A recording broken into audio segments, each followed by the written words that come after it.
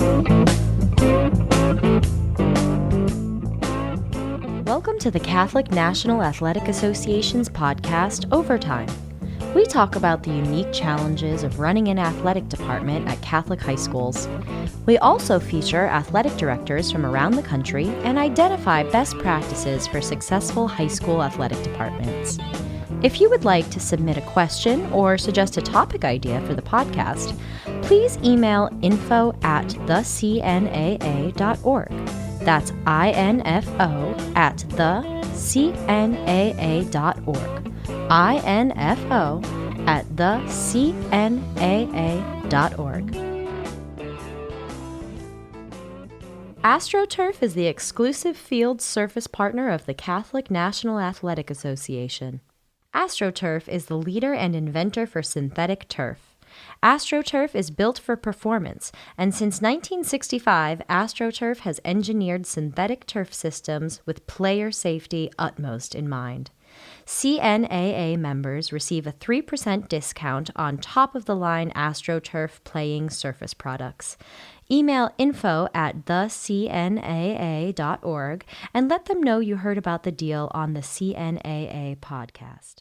We're talking today with Leo Lopoz from De La Salle High School. He's the Vice President of Athletics, and he is the founder of CNAA. Leo, thanks for joining us today. Yeah, no problem. Thanks for having me. Appreciate you. Before we get into all of the depths of this, tell us a little bit about CNAA. What is it exactly? The Catholic National Athletic Association was founded, about 5-6 years ago. It originally started with Catholic athletic directors in California. We had a vision to get together and meet in actually Lodi, California, at this place called Wine and Roses, where we wanted to stay and discuss the issues of what it is, what's going on in the world of athletics within Catholic schools. So about 20 Catholic schools got together, created our own symposium, retreats, and with topics, and discuss best practices within athletic administration, whatever topics, everything from coaching, hiring to budgeting to marketing. So we started that group really specifically more like a professional development situation where we got together to help each other out. Morphing forward, there became a real fire to continue that and work together on an annual basis and within California. So it grew from 20 to 30 to 40 to 50. And then really it hit me one day realizing that this should be a national structure. There was a gap and there's a demand out there for Catholic athletic administrators wanting to know what other people are doing across the country. And that's when we got this together. So, which brings us to today. So that's kind of the long and the short of it is Catholic athletic directors, athletic administrators working together to share best practices, ideas, concepts, discussions to help their own campuses on a daily basis. That's fantastic. Working together is always better than trying to forge your way alone. So how exactly does it help each of these individual schools to be a part of this? Well, when you're part of the group, you're part of a bigger network, which I think is a great thing, I imagine, in every industry. You're surrounded by like-minded folks with similar situations, meaning we're bound together by the Catholic mission. Our schools function similar, which helps because we're able to kind of pose scenarios, situations, questions that aren't always necessarily the same at a public school, a charter school, a boarding school. So you're really going to a certain sort of niche education, which is across the country, and there's about 1,500 of us that are out there that can really relate to each other. So it makes the conversation simpler. There's the similarities allow people to kind of pick and choose and pick each other's brains in terms of what educational stuff is out there. I also think what it really comes down to is that being athletic administrators at a Catholic school is different and unique. It's a niche, and automatically that brings us together. So it makes us all amicable in many ways and wanting to help each other out. Fantastic. Now, what are some specific examples of where it helps member schools to be a part of that? Well, one thing for sure, all sorts of questions on facilities and buying power together. I think that it's, an athletic director doesn't have all the time in the world to be an expert in everything. And by having this group, you can rely on people that have done certain things. For instance, if they're looking for a new apparel shoe company, if they're looking for a scoreboard, if they're looking for a new field, if they're looking for best practices in hiring the next swim coach. Those things allow other people to save themselves time, allow yourself to be surrounded by experts or people that have been experienced, have failed and succeeded in certain situations, and really get, for lack of a better word, free consulting and through this network. And that to me, saving time, money, and effort is priceless. And then I think most people would agree it's second to none having that option for your school. Now, who are some of the member schools that are involved with the CNAA? Across the country, we've had many schools in California. I don't like to name drop necessarily, but I think we've had over 50 schools in California, ranging from all girls schools to all boys schools. We've had schools come out from the East Coast, Connecticut, Michigan. We've had from Louisville. So we're all around. We're smattering. We had some schools from the Pacific Northwest that have attended our retreats, but technically speaking, we have members across the country. So you can always go to our website to check out our list of member schools and where we're at. It's a great little logo of the states are kind of highlighted as showing where we are today. And what is that website address? The website address is CNAA.org. THECNAA.org. ECNAA.org. Now, switching away a little bit from the schools, every school has vendors that it deals with. So how does the CNAA help with vendors? Well, one, I think the first thing is just providing vendors that want to work with Catholic schools, that have reached out to us to say, here's who we are, here's what we do, here's what we believe in. So they're already aware when the vendors sign up to be part of the CNAA. They're aware of our mission and they believe in it and they want to help us out. So I think that's step number one. Number two, helping us out not just in fiscal benefits, which there are fiscal enhancements that they're discounting and group buying power comes into play. But I think on the educational purposes, they're there to help educate our athletic directors, our athletic administrators on what can and can't be in whatever silo they're discussing. I think that's a huge advantage that we have going for us. The vendors have been super helpful in terms of creating culture with us, helping us build community events, helping us support us in that way, helping us in terms of webinars and wanting to educate. I think the vendors, like ourselves, we're in the early stages. They're excited about the direction, but not only to help themselves, more importantly, they're there to help others. And I think the alignment of the Catholic schools and working together to help each other be the best they can be, that's definitely something that all the vendors that have been a part of this have jumped on board. And it's apparent that it's an area that the vendors want to support, but ultimately it's a win-win for everybody. And I think anytime you can go 1 + 1 = 3, it's something you got to do. And that's kind of the philosophy we have with our vendors. I mean, if they really need to be on board with the mission, they need to care about Catholic schools, and they want to be able to, and they need to be willing to work with Catholic schools. And I think we're there. We're constantly growing in this arena. I think, for all the different people that we reach out to on a regular basis, I cannot see it. I can only see it growing in a significant way the next few years. And do you have some examples of where it actually helped the vendors? So going back the other way, as any good partnership does.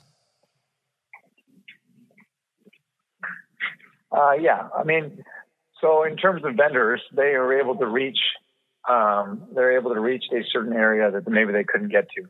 By attending the retreat, one of the things that I think the vendors benefit from is you're really going to get a nice one-to-one conversation. You're going to get athletic directors that know that you're supporting the group, that know that the Catholic schools are a certain group of a segment of population, a target audience that they really want to be a part of.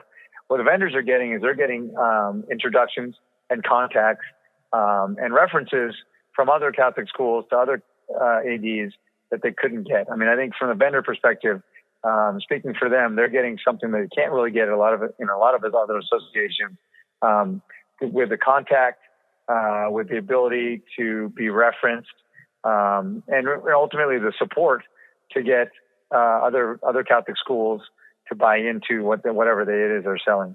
Like I said, it's a win-win because the vendors feel like they're part of the group, not just paying to be an auxiliary thing. They really are, in my mind, and most of the people's mind, they're part of the organization as we grow. They're helping kind of drive the direction in terms of what's best for our schools and how we can do that and how we can provide those things. So it's a true partnership, which I think is kind of rare in this day and age. But I do know the vendors, I don't look at them as someone just on the side, but they're with us. And I think that's the biggest thing. Our vendors are equal to they are our partners, just as our athletic directors and our athletic administrators. Everyone's partnering together to get the best out there for everybody. So let's take a look ahead at things coming up for the CNAA. What's coming up in the short term for CNAA? Well, 2020 is right around the corner. We set some goals, obviously, on an annual basis in terms of what we want to do. We've added an event, but we added another retreat. We're trying to get the East Coast retreat done in the summer. We have our West Coast retreat in January, that'll be, I think, the 5th. Reality is we're trying to grow, for lack of a better word, on the map, left to right, west to east, get more presence out there. We're partnering with different folks across the country to get the word out there between vendors, different associations, different schools. I think the one thing that's out there, our digital structure, we're constantly trying to figure out what is the best way to get our digital structure in play, and how do we do that? How do we use social media correctly? How are we getting educational pieces out through webinars and podcasts like this? I mean, I think this podcast is revolutionary. There's not many people doing what we're doing at this point in time. So I think for the most part, we'll continue to grow on the web, continue to grow with our communication piece, continue to develop different angles and events that will help us continue to move the needle one member at a time. And I truly believe that the foundations and our mission will keep us aligned and we'll keep going. There's a lot of different things that could happen, everything from all Catholic school athletic competitions, coaches clinics, all that stuff is out there. I think we're taking the position that be smart with our moves, be effective with our moves, focus on clear communication, focus on the people that want to help the group grow. And ultimately, I think we're expecting a big year for 2020. Now, as we look ahead, 2020 and beyond, what are some of the long-term goals that the CNAA has beyond improving and really mastering the digital space? Well, ultimately, membership is big, right? We'd love to get member engagement, love to continue to increase our numbers on an annual basis, monthly basis. We'd love to focus on continuing to secure the correct partners so that we can continue the fiscal and business side of the game to make us move forward. Those things, everything's really, it needs to be synergistic. Everything needs to be collaborative. Obviously, building a board, different regional reps, all of those things are going to come as we continue to evolve. But I do think the key for us is to stick to the mission and to continue to promote who we are and what we are and why we're doing it. And as corny as it might sound, when we revert back to why we started, it's what also gives us the extra fuel to keep moving forward. So I think there are so many different ways we can go here, but ultimately, as we move the needle forward on a daily basis, the ideas might change, the people might change a bit because that's going to happen. But reality is the mission shouldn't change. And that's, for me, that's where I wanted to make sure that we always go back to why we do for the student athletes on our Catholic school campuses, helping their athletic directors and athletic administrators guide them in the correct way, provide them ways that can help them do their jobs. So ultimately the kids can be better, the schools can be better, and everyone can continue to thrive. Fantastic. And as we're looking at this and people are listening to this, how can people get involved with the CNAA and what you guys are trying to do? Couple things. One, it'd be great to become members. That's always huge. Attend retreats, open up your emails, reply to surveys, be an active participant on the digital side. We have spread the word. Not much. I think the people that I know that have been a part of it have always felt like they got something beneficial. And I think that's important to know is that by just engaging somewhat, if it's not attending an event, if it's just reading an article, the quarterly newsletter, if it's opening up a webinar, if it's discussing a product with a partner of the CNAA, all that stuff adds up. It's going to take time and patience, but I do think as long as people have the open mindset, willingness to work with us, willingness to participate to whatever level they're capable, it's great. Some people will end up being board members and leading retreats and speaking. Some people will just be attending. Some people will just be digital, reading from their, reading stuff from the computer on their desktop every day. So all that stuff's great. I think the evolution will be, for lack of a better word, strength in numbers. And I think that's where we're at right now, just trying to build the numbers and go from there. Now let's talk a little bit about mission-driven athletic programs. How has De La Salle remained successful for all of these years? On the De La Salle side, I think first of all, I think the key is we've defined our mission.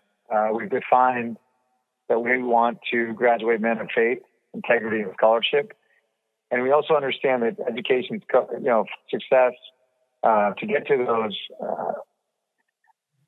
student outcomes, it's not just one person, it's everybody. It's the teachers, parents, coaches, librarians, tutors, it's all inclusive. So the key to success specifically for De La Salle High School has been the co-curricular approach, knowing that teachers are important, but also knowing that our coaches are teachers first, and they're promoting everything from faith, everything from scholarship, all the things that we care about. They're part of the success.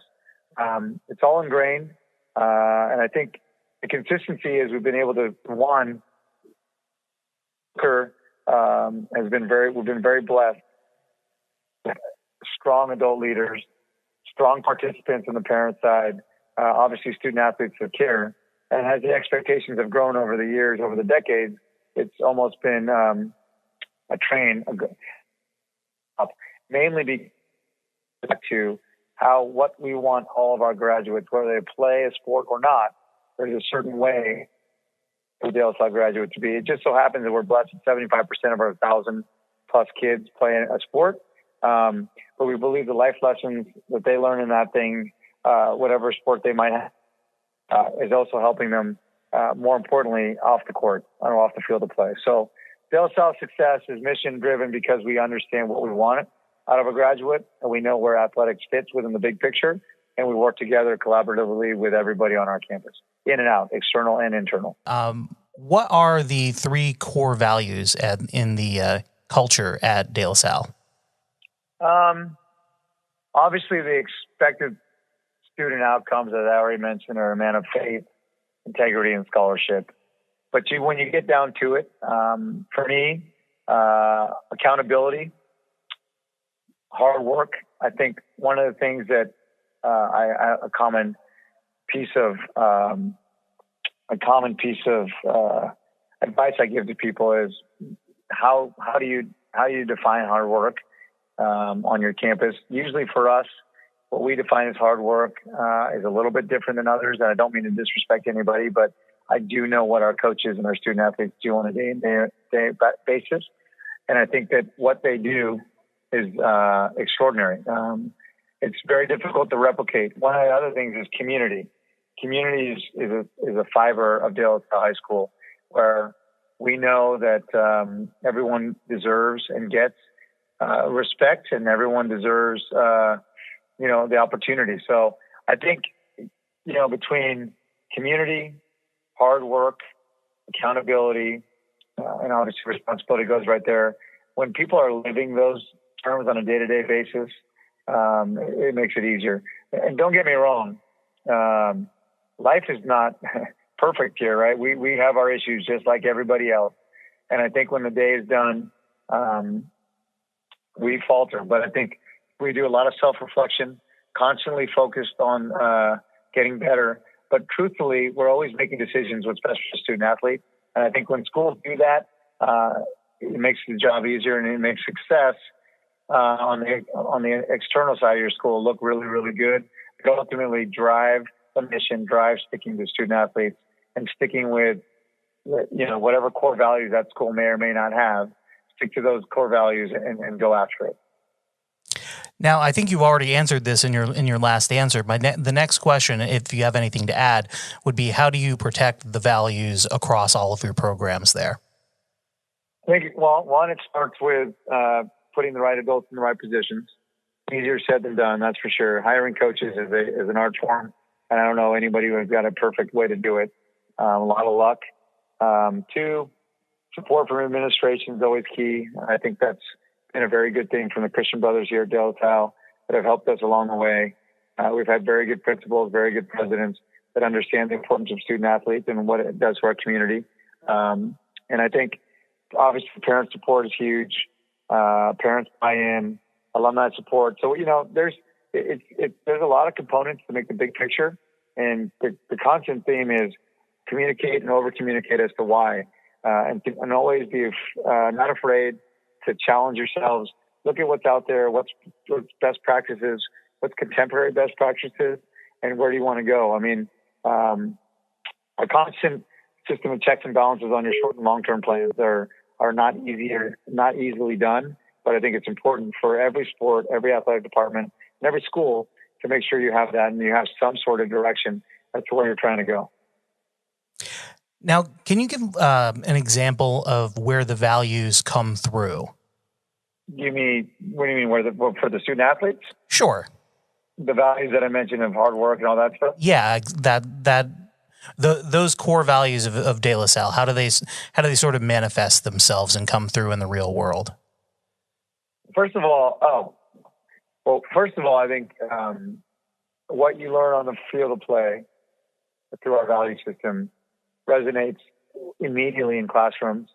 I've had parents tell me they've seen their sons change their work ethic, become more responsible, more accountable quickly once they're on our campus and part of the culture here at De La Salle.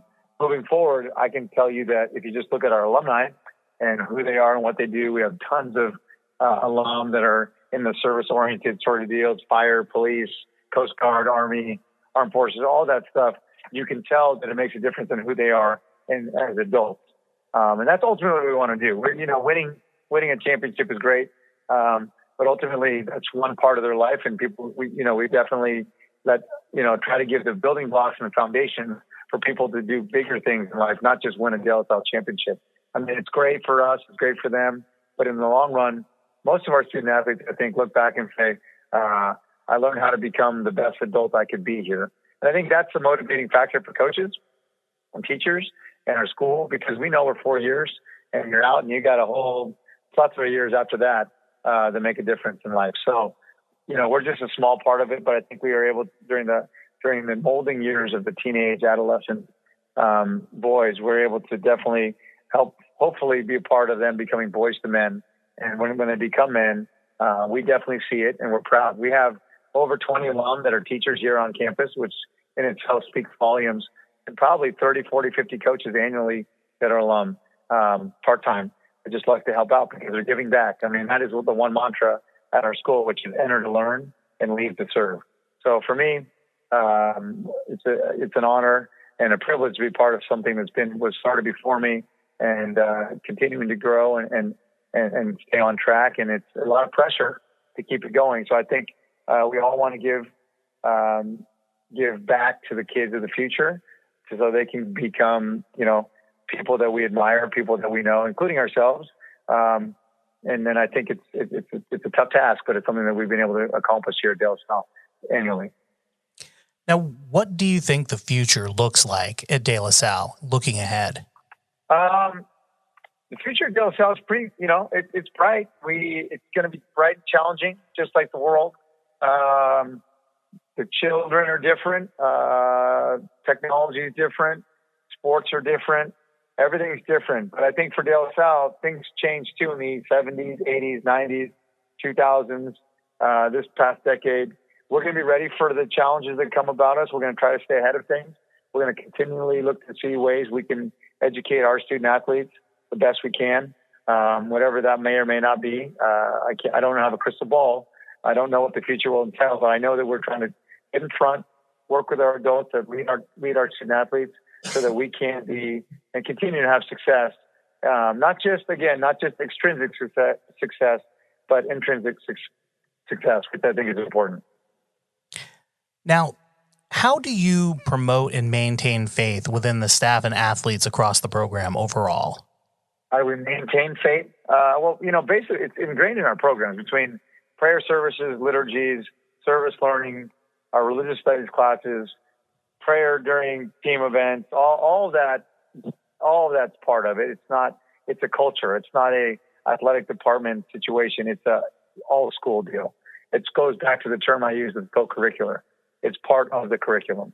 It doesn't matter if you're in student activities, campus ministry, or football. It's going to be part of there. You're going to hear, let us remember we're in the holy presence of God. You're going to receive emails discussing faith-based Catholic Christian ideas.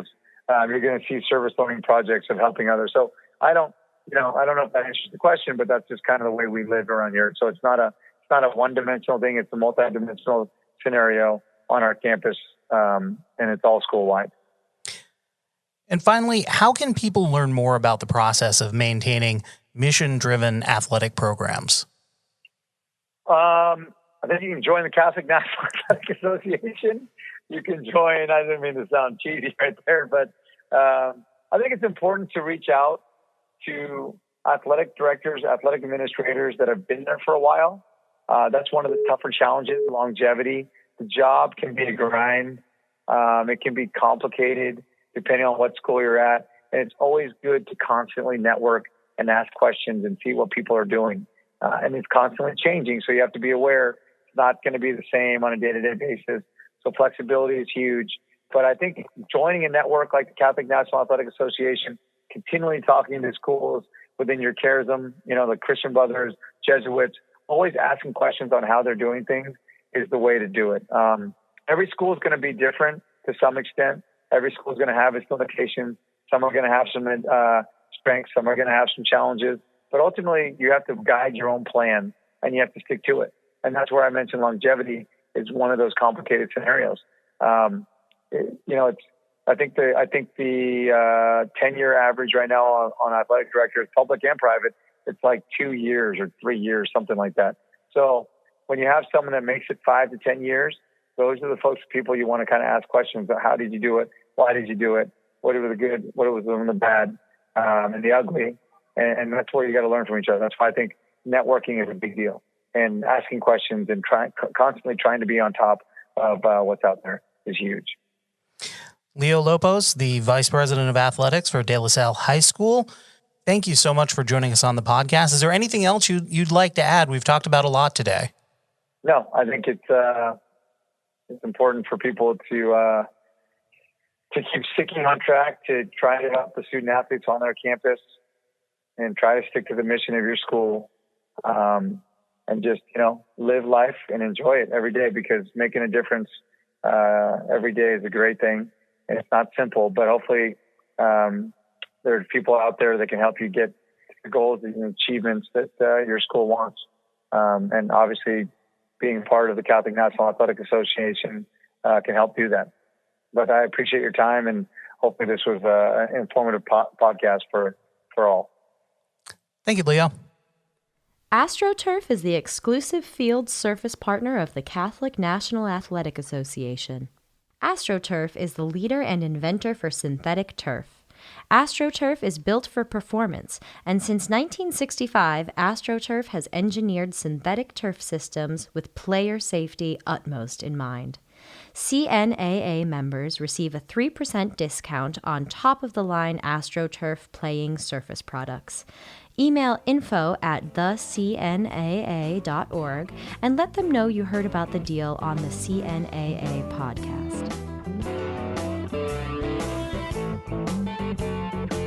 Thanks for listening to today's episode of the CNAA podcast, Overtime. Stay tuned for more episodes each month featuring best practices for managing high school athletic programs at Catholic schools. If you have questions or topic suggestions for the show, please email info@thecnaa.org. That's info@thecnaa.org. And let us know what you think.